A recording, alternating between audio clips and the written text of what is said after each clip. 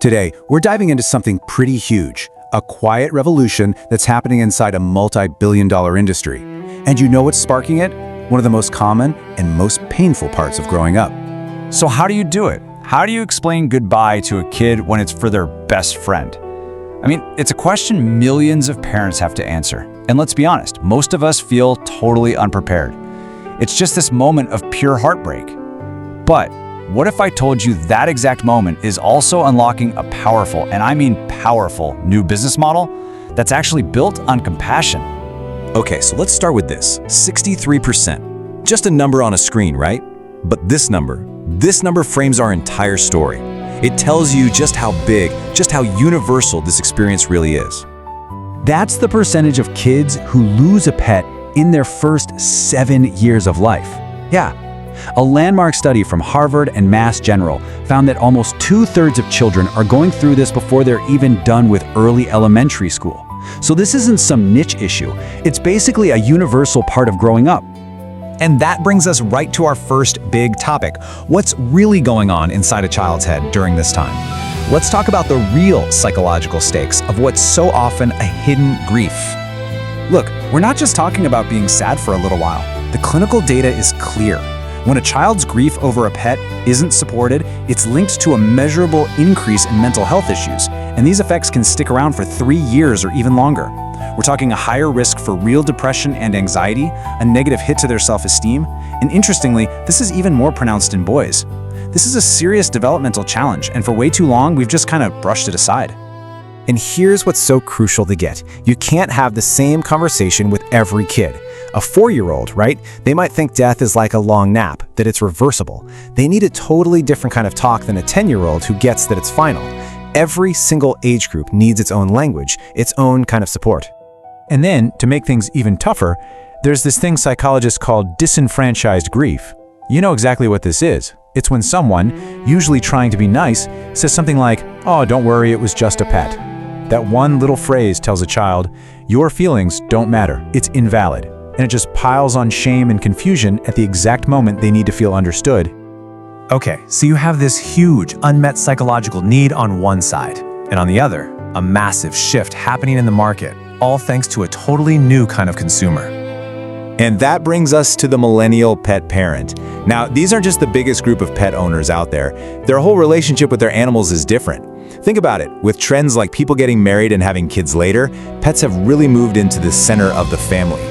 So when you see that a whopping 76% call themselves pet parents and an incredible 42% literally see their pets as their children, that's not just a cute phrase.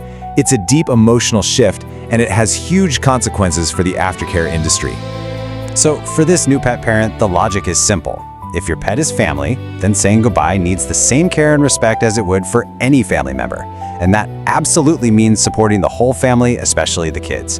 This isn't a bonus feature anymore, it's the baseline expectation. And you can see this expectation totally reshaping the market. Sure, cremation is still the biggest piece of the pie, but the real story, the thing you need to pay attention to, is that fastest growing slice, memorial products. It shows people are moving away from just dealing with the remains. They want a meaningful experience. And, not so coincidentally, that's also where the biggest profit margins live. Okay, and this right here, this is the core idea of this whole explainer. This is that aha moment where true, deep compassion meets a totally rock-solid business case. Let's walk through the logic. It's so clear. Step 1, you see this huge unmet need, supporting grieving kids, and you meet it.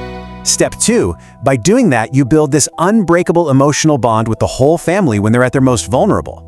Step 3, this naturally opens up new ways to make money with high-margin memorial services. And finally, Step 4, you end up dominating your market because you're the one everyone knows provides truly compassionate care. It's a brilliant feedback loop. So what you're seeing is a complete evolution of the industry. The old way was transactional. Here's a basic service, thank you very much. It was low margin, a one-time thing.